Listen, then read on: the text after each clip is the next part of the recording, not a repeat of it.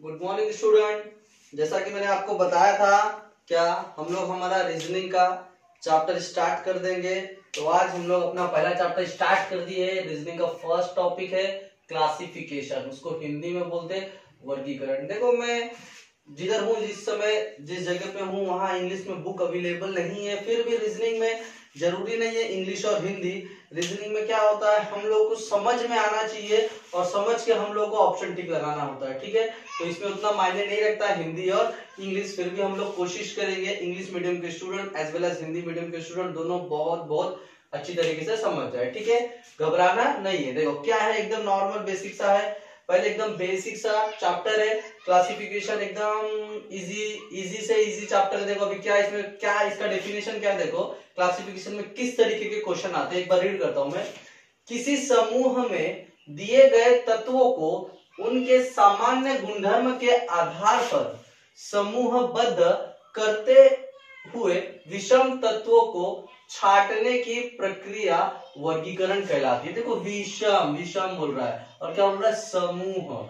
मतलब क्या, देखो इंग्लिश में नहीं है, घबराना नहीं है, कुछ नहीं है इसमें। हिंदी और इंग्लिश कुछ मायने नहीं रखता। तुम लोग को गारंटी मेरी 100% बहुत अच्छे तरीके से समझ में आएगा। ठीक है, कोई टेंशन लेना नहीं है। देखो क्या बोल रहा है, किसी समूह मतलब कोई भी ग्रुप में, कोई भी ग्रुप में क्या बोल रहा है, कोई भी ग्रुप में तुम लोग को नॉर्मली बेसिक जो इस तरीके से जो क्वेश्चन आते हैं, नॉर्मल 4 ऑप्शन होता है एबीसीडी। उसमें मतलब कोई समूह होगा, उसमें से जो 3 ऑप्शंस होंगे एबीसीडी में, कोई भी 3 ऑप्शंस होंगे वो सेम प्रॉपर्टीज दिखाएंगे, एक तरीके के गुणधर्म दिखाएंगे। मतलब उन तीनों में कुछ ना कुछ समानता होगी और कुछ ना कुछ सिमिलैरिटीज होगी।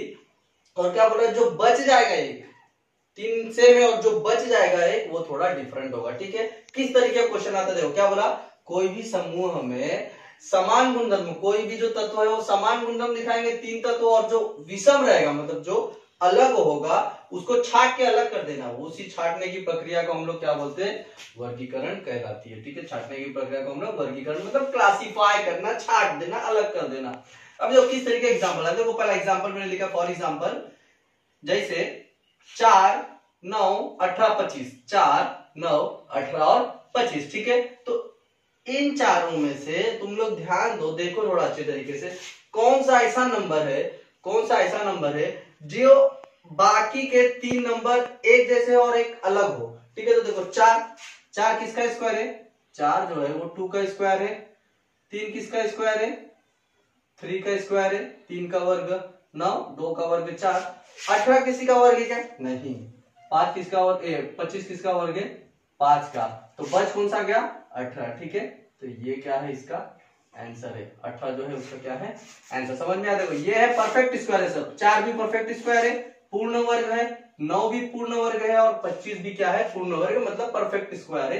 तो ये जो बच गया ये किसी का भी परफेक्ट स्क्वायर नहीं है, इसके लिए option C is right answer. ठीक है, तो इस तरीके के बेसिक एग्जांपल आते हैं। ठीक है, हम लोग बहुत जो सबसे इजीएस्ट जो लेसन था उससे स्टार्ट किए हम लोग। ठीक है, अभी देखो आगे जाते हैं। नॉर्मल में कुछ एग्जांपल लिखा हूं, तुम लोगों को एग्जांपल देखना। बाय चांस अगर किसी को प्रैक्टिस करना है तो जो वीडियो चालू है तुम लोग क्या करना है, वीडियो का स्क्रीनशॉट ले लेना है। स्क्रीनशॉट लेके जो ये 8 क्वेश्चन है उसका तुम लोग प्रैक्टिस कर सकते हो। ठीक है, अदरवाइज आगे ध्यान दो। देखो क्या है, फर्स्ट क्या बोला क्वेश्चन नंबर में, दिए गए विकल्पों में से उसे चुनिए जो अन्य तीनों से अलग है। मतलब तुम लोग को 4 ऑप्शन दिया रहेगा, उसमें से कोई भी एक ऑप्शन क्या करना है, तुमको चुनना है जो बाकी के 3 ऑप्शन से अलग है। 3 ऑप्शन सेम प्रॉपर्टीज दिखाएंगे और जो बच जाएगा एक, वो बाकी के तीनों से अलग होगा। देखो क्या बोल रहा है, पहला बर्फ का टुकड़ा, इसमें दिया है ठंडा, लोहा सख्त,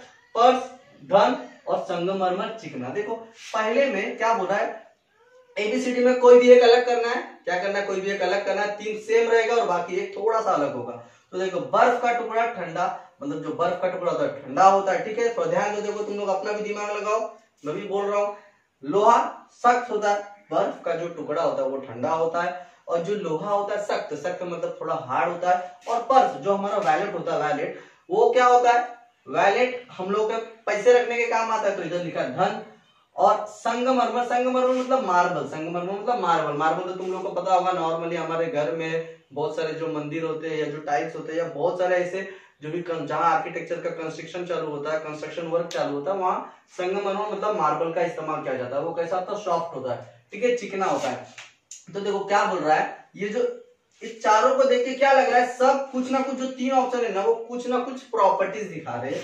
बर्फ का टुकड़ा ठंडा होता है मतलब वो बर्फ का प्रॉपर्टी दिखाता है, लोहा सख्त होता है मतलब लोहा हार्ड होता है, वो लोहा का आयरन का प्रॉपर्टी दिखाता है, और जो संगमरमर होता है, मार्बल जो होता है वो चिकना होता है मतलब सॉफ्ट होता है, वो मार्बल का प्रॉपर्टी दिखाता है। बट ये ऑप्शन सी पर्स क्या ठंडा गर्म ऐसा कुछ प्रॉपर्टी दिखा रहा नहीं, बस पर्स क्या बोल रहा है, पैसे रखने का काम आ रहा है, उसका वो जो प्रॉपर्टीज है वो शो ऑफ नहीं कर रहा है, ठीक है।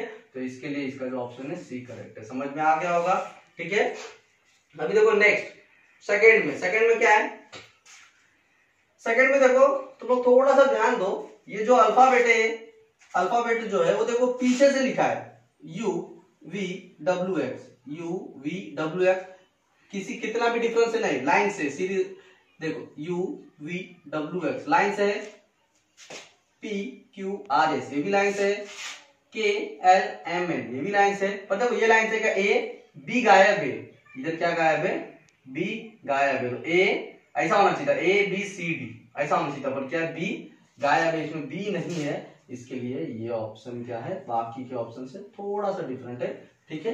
इसके लिए ऑप्शन डी इज करेक्ट है। समझ में आ रहा है, इसमें से B गायब है, A B नहीं है, इसमें देखो लाइन से KLMN PQRS UVWX, ठीक है। मैं फटाफट जाता हूं, तुम लोग अभी देखते जाओ। देखो थर्ड क्वेश्चन, गेहूं, सरसों, जौ और मक्का। पता होगा तुम लोग को, गेहूं सरसों, इंग्लिश मीडियम वाले तुम लोग को ही बोल रहा हूं, समझ में तो आता होगा सबको। नॉर्मल इंग्लिश मीडियम वाले तो क्या हुआ, हम लोग तो रहते हैं इंडिया में ना, तो हम लोगों को इंग्लिश के साथ साथ हिंदी भी अच्छे से आता है और आना भी चाहिए, ठीक है। तो देखो गेहूं, सरसों, जौ और मक्का, देखो गेहूं और सरसों, जौ और मक्का, मक्का क्या है और जौ क्या है और गेहूं क्या है, ये तीनों कैसे, ये जो तीनों है खाने वाले फसल है, नॉर्मली से तेल निकाला जाता है क्या, नहीं, बट सरसों से क्या किया जाता है, तेल निकाला जाता है, सरसों से क्या किया जाता है, तेल निकाला जाता है, ठीक है। तो ये ऑप्शन क्या है, ये तेल निकालने वाला है, और ये बाकी कैसा है, ये नॉर्मली इन तीनों से तेल नहीं निकाला जाता, ये तिलहन है, इसको तिलहन बोलते हैं हिंदी में, ठीक है। अब देखो चौथा, आंख, नाक, ओठ और गला, आंखें, नाक, ओठ और गला, इन चारों में क्या होगा, देखो नॉर्मली आंख बाहर होता है, नाक ये भी बाहर होता है, ओठ ये भी बाहर होता है, गला बाहर नहीं होता, गला जो है वो हमारे स्किन से, त्वचा से ढका हुआ है, हमारी स्किन से क्या ढका हुआ है, ठीक है। तो ये क्या है, ये ऑप्शन क्या होगा, राइट होगा, ठीक है। स्किन से हमारा ये क्या है, बाहर एक्सटर्नल सेंस ऑर्गन, ये बाहर सेंस, बाहर जो है बाहर है और बाहर से सेंस करने का काम कर रहा है, बट गला ऐसा नहीं करता, गला बाहर से नहीं सेंस करता, ठीक है। गला क्या हमारे स्किन से, हमारी त्वचा से ढका हुआ है, ये इंटरनली सेंस करता है, ये अंदर से सेंस करता है, ठीक है। अभी देखो पांचवा, समझ में आ गया होगा, पांचवा क्या है, टमाटर, बैगन, खीरा और आलू, पता है सबको, टमाटर, बैगन, खीरा। देखो टमाटर की क्या, टमाटर का ये सब तुम लोग पेड़ देखे होंगे नॉर्मली अपने गांव में या कहीं आसपास आस पड़ोस में देखे होंगे, टमाटर भी ऊपर उगता है, बैगन भी ऊपर उगता है, खीरा भी है वो भी ऊपर उगता है, बट आलू ऊपर उगता है कि नहीं, आलू जो है वो जमीन में उगता है, ठीक है। तो this option is not right, ठीक है, ऑप्शन डी इज करेक्ट, ठीक है। अब छठवा देखते हैं, 85, 120, 125 और 316, ठीक है।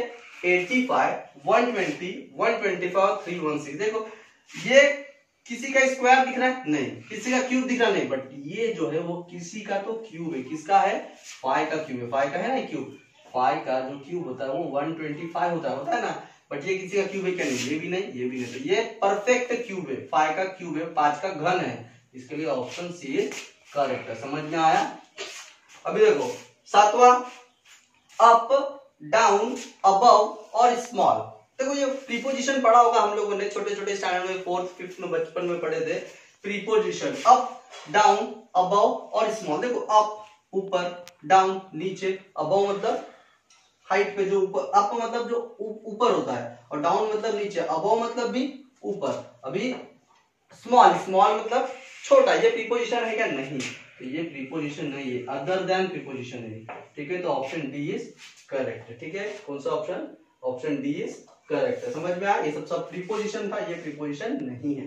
अब 8वां देखते हैं, इंच, ऑन्स, सेंटीमीटर और गज। ठीक है, इंच, ऑन्स, सेंटीमीटर और गज। देखो इंच घर में मम्मी पापा या जो टेलर की दुकान में जाएंगे या जो कुछ तुम लोग देखते होंगे आस पड़ोस में, कुछ जो लोग होते हैं जो काम करने वाले होते हैं कंस्ट्रक्शन साइट पे कहीं भी, तो वो लोग इंच में कोई भी चीज को, छोटे छोटे चीज को इंच में नापते हैं। ठीक है, सेंटीमीटर में भी नापने, सेंटीमीटर भी जो नापने का यूनिट है, कोई भी चीज की लेंथ को नापने का यूनिट है।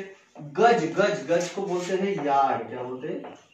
यार्ड बोलते हैं इंग्लिश मीडियम वाले। ठीक है, गढ़ को इंग्लिश में बोलते हैं, गज को बोलते हैं यार्ड। ठीक है, गज और यार्ड दोनों सेम वर्ड है। ठीक है, एक गज जो होता है ना, एक गज मतलब यार्ड, एक यार्ड जो होता है वो 3 फीट होता है। कितना फीट होता है? 3 फीट होता है। बट ये जो ऑन्स है ना, ये जो ऑन्स है वो क्या है? ये सब लेंथ को मेजर करने का यूनिट है। बट ऑन्स लेंथ मेजर नहीं करता। ये क्या मेजर करता है? ये मेजर करता है वेट, वजन को, मास को नापने का काम करता है। ठीक है, किसको नापने का काम करता है? मास को, वजन को नापने का काम करता है। ठीक है, समझ में आ गया होगा। ठीक है, सिंपल है। जो आंसर है मैंने उसको क्या कर दिया बॉक्स। इसमें क्या देखो, इंच का क्या बोला? लेंथ नापता है, सेंटीमीटर भी लंबाई नापता है और गज भी जो लंबाई नापता है। गज मतलब यार, बट ऑन्स क्या करता है? लंबाई नहीं नापता, ये क्या नापता है? मास नापता है, वेट नापता है। ठीक है, समझ में आ गया होगा सबको। ठीक है, चलो अभी देखते हैं आगे का क्वेश्चन। देखो 9th क्वेश्चन है, अमीटर धारा। देखो हिंदी में लिखा हूं, टेंशन मत लेना, मैं उसको इंग्लिश में बताऊंगा। ठीक है, डोंट वरी। देखो क्या लिखा है, 9th जो है, अमीटर धारा, हाइग्रोमीटर दाब, ऑडोमीटर गति और सिस्मोग्राफ भूकंप। तो ये देख के कुछ लग रहा है क्या? किसी ना किसी का ये यूनिट, कोई नापने का मेजरमेंट है, कुछ ना कुछ इंस्ट्रूमेंट है जो किसी ना किसी चीज को नापता है। देखो अमीटर पता है, धारा मतलब करंट नापने का। करंट अगर हम लोग नापते हैं तो हमको किससे नापना पड़ेगा? अमीटर से। दाब मतलब क्या? दाब मतलब होता है प्रेशर। ठीक है, मैं इसका बाद में बताता हूँ, पहले ये देख लो। देखो गति, मोशन अगर नापना है तो उसको नापने के लिए हम लोग किससे नापेंगे?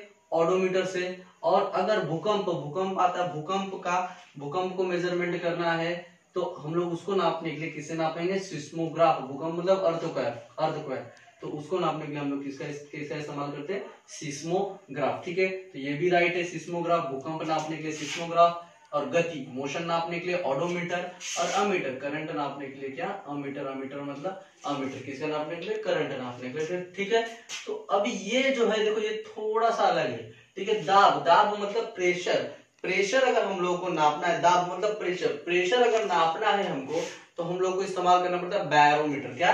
बैरोमीटर। और ये जो हाइग्रोमीटर है ना, ये हाइग्रोमीटर मॉइस्चर, वर्ड देखो, हाइग्रो मतलब क्या? मॉइस्चर। अगर किसी चीज में मॉइस्चर कंटेंट है, तो अगर हमको मॉइस्चर नापना है, उसमें से उसका आर्द्रता, मॉइस्चर मतलब आर्द्रता, अगर आर्द्रता नापना है तो हम लोग किसका इस्तेमाल करेंगे? हाइग्रोमीटर का। ठीक है, तो ये अलग है, मतलब ये गलत है बाकी लोगों से। बाकी 3 राइट है, सेम है, सही है, ये अलग है। इसके लिए ये आंसर होगा बी। ठीक है, B is the correct answer. ठीक है, ये अलग था, बाकी सब तीनों राइट आंसर था, बट ये रॉन्ग आंसर था, इन तीनों से अलग था। हाइग्रोमीटर क्या है? क्या नापता है? मॉइस्चर मतलब आर्द्रता नापता है। बट इधर दिया है दाब नापता है, किससे नापते? दाब, बैरोमीटर से। ठीक है, तो ये रॉन्ग था, अलग था, इसके लिए आंसर है बी। देखो लास्ट 10th वन क्या है? अप्रैल, जून, अगस्त और सितंबर। देखो देख के कुछ लगा है, अप्रैल, जून, अगस्त और सितंबर। ठीक है, देखो अप्रैल जो है, अप्रैल कितने का है? देखो हम लोग पता होगा, ऐसा सीखे होंगे। अप्रैल कैसा करते हैं?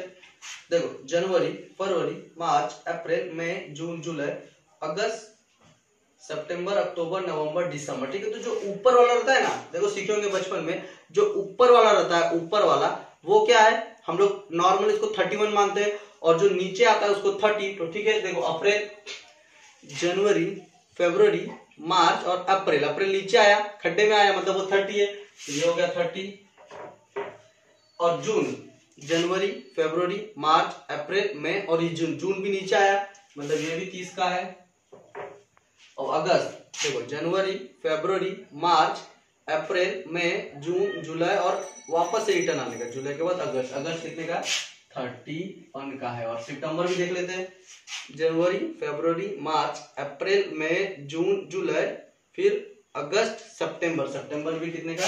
30 का। तो देखो बाकी के 30 के 30 और ये भी 30 और ये 31 का है, मतलब दिस इज ऑड वन, ठीक है, तो ये क्या है, अलग है, ठीक है। तो आंसर क्या आया, अगर समझ में आया, 30-30 के थे, ये 31 का था।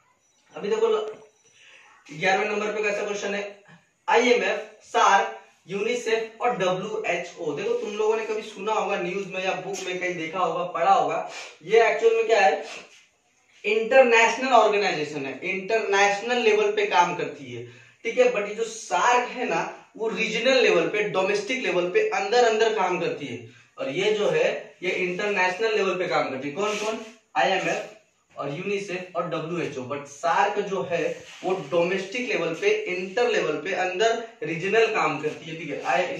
तो ये क्या, इसका ऑप्शन क्या है, सार्क है, समझ में आया। ये अंदर काम करती है डोमेस्टिक लेवल पे, रीजनल लेवल पे, और ये जो है ये तीनों ये इंटरनेशनल लेवल पे काम करते हैं, ठीक है। तो इसका आंसर है ये। अब इसका फुल फॉर्म तुम लोगों को बता देता हूँ, फुल फॉर्म पता ही होगा, फिर भी बता देता हूं। इसका फुल फॉर्म क्या होगा बताओ, IMF, इंटरनेशनल मॉनेटरी फंड, क्या, इंटरनेशनल मॉनेटरी फंड। सार्क का फुल फॉर्म क्या है, South Asian association for regional corporation, South Asian association for regional cooperation, समझ में आया। अभी देखो ये क्या, यूनिसेफ का यूनाइटेड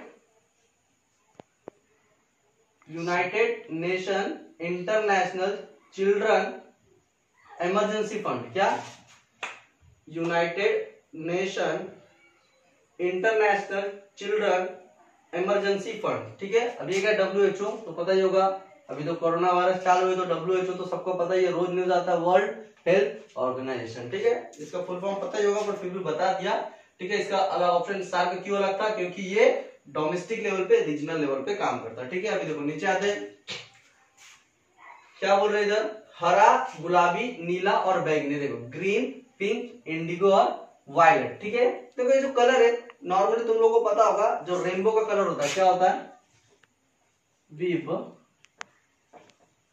विबग्योर, क्या, विबग्योर, कैसे, विबग्योर, क्या है, violet, indigo, blue, green, yellow, orange, red, ठीक है। Violet, indigo, blue, green, yellow, orange और रेड, ठीक है। तो देखो ग्रीन हो गया, ठीक है, ये रेनबो का कलर है। पिंक नहीं है, पी है क्या, किधर नहीं है। इंडिगो भी है, ये भी रेनबो कलर है। वायलेट भी है, ये भी रेनबो कलर है, बट ये रेनबो कलर है क्या, नहीं, ठीक है। तो ये जो आंसर है, जो बॉक्स बना रहा है वो आंसर है, ठीक है। ये जो आंसर है वो राइट आंसर है, समझ में आया, ये रेनबो का कलर नहीं है। अभी देखो और क्या है इसमें, देखो दल, समूह, भीड़ और कक्षा, क्लास। देखो इसमें इसका इंग्लिश में लिखा हो, दल मतलब ट्रुप, समूह ग्रुप, भीड़ मोब और कक्षा क्लास। देखो ये सब क्या है, ये सब में अलग अलग किस्म के कोई भी लोग आ सकते हैं, दल में भी, समूह में भी, भीड़ में भी, बट कक्षा में, क्लास में कोई नहीं आ सकता। सिर्फ और सिर्फ कौन आएगा उसके अंदर, स्टूडेंट लोगों का ही उसमें क्या होगा, मेजोरिटी होगा, उसमें स्टूडेंट लोग ही होंगे, ठीक है। तो ये क्या आंसर इसका, इसमें सिर्फ विद्यार्थी आएंगे, स्टूडेंट आएंगे, ठीक है। तो ये आंसर है, ठीक है, कक्षा। अभी देखो ये 14 नंबर पे क्या है, 14 नंबर पे, गौरैया, कबूतर, चमगादड़ और तोता, क्या, गौरैया, कबूतर, चमगादड़ और तोता, ठीक है। देखो देख के क्या लग रहा है, मैमल्स पता है तुम लोगों को, मैमल्स मतलब स्तनधारी, जो दूध पिलाता है, अपने बच्चों को दूध पिलाने का काम करता है। जो चमगादड़ है ना, चमगादड़ वो स्तनधारी जानवर, स्तनधारी कैसा पक्षी है, वो स्तनधारी पक्षी है, वो अपने बच्चों को दूध पिलाता है मैमल से, ठीक है। वो क्या है, ये मैमल से स्तनधारी है, ठीक है। बाकी ये लोग अपने बच्चों को दूध नहीं पिलाते, बाहर से कहीं से घास कुछ खाना ये सब ला के अपने बच्चों को, कीड़े मकोड़े ये सब ला के ये लोग क्या करते, देते, बाहर से खाना ला के देते, बट ये क्या अपने बच्चों को दूध पिलाने का काम करता है, ये स्तनधारी है मैमल से, ठीक है। तो आंसर चमगादड़, ठीक है। अब देखो next, Newton, Fleming, Mahatma Gandhi और एडिसन, क्या, न्यूटन, फ्लेमिंग, महात्मा गांधी और एडिसन। ये तो पता ही तुमको, सिंपल है, महात्मा गांधी, ठीक है। क्यों, क्योंकि देखो ये साइंटिस्ट है, न्यूटन भी साइंटिस्ट है, फ्लेमिंग भी साइंटिस्ट है और एडिसन भी साइंटिस्ट है, ठीक है। तो क्या है आंसर, महात्मा गांधी। महात्मा गांधी कौन थे, लीडर, सबको तो पता ही है, हमारे जो करेंसी, हमारा जो नोट है, करेंसी है, उसके ऊपर छपा होता है, ठीक है, महात्मा गांधी जी का फोटो, ठीक है। ये न्यूटन पता है, साइंटिस्ट का नाम है। न्यूटन ने क्या किया था, खुद डिस्कवर भी बता देता हूँ तुम लोगों को, नहीं पता है तो। न्यूटन ने किसका डिस्कवर किया था, बहुत डिस्कवर किया, ऑलमोस्ट जो उसका फेमस क्या है, न्यूटन ने मोशंस हो गए, ग्रेविटेशन हो गए, ये सब न्यूटन ने डिस्कवर किया है। Motion, gravitation. फ्लेमिंग ने क्या डिस्कवर किया है और एडिसन ने क्या डिस्कवर किया, बता सकते हो तुम लोग? फ्लेमिंग और एडिसन ने। थॉमस एडिसन के बारे में तो पता ही है, बल्ब, हमारा जो बल्ब होता है, बिजली का बल्ब होता है, इलेक्ट्रिक बल्ब होता है, वो एडिसन ने किया। फ्लेमिंग ने पेनिसिलिन किया। क्या किया? पेनिसिलिन किया है। पेनिसिलिन क्या है? एक एंटीबायोटिक से समझ लो। पेनिसिलिन क्या है? एंटीबायोटिक्स का काम करता है, ठीक है। तो उसका खोज किसने किया? फ्लेमिंग ने, ठीक है। ये सब साइंटिस्ट थे और महात्मा गांधी कौन थे? वो एक लीडर थे, ठीक है।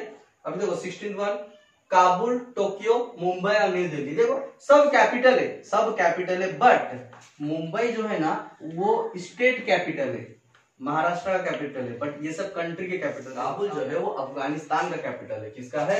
अफगानिस्तान का। टोक्यो किसका है? टोक्यो है जापान का। और न्यू दिल्ली किसका है? न्यू दिल्ली हमारे इंडिया का कैपिटल है, ठीक है। हमारे भारत का कैपिटल क्या है? न्यू दिल्ली। ये भी कैपिटल है बट ये स्टेट का कैपिटल है, तो ये आंसर क्या है? अलग है, तो ये आंसर होगा।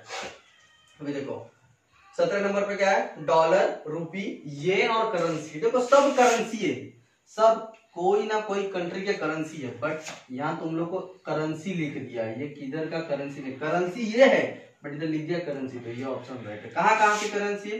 डॉलर तो पता है यूनाइटेड नेशंस, ठीक है। और ये रूपी जो है वो हमारे इंडिया का, और येन जो है ये है जापान का। कहाँ का? जापान का करेंसी है, ठीक है। तो इसको आंसर करेंसी राइट है, ठीक है। करेंसी जो अलग था। 18 नंबर पे डियर, लायन, गोट और काउ।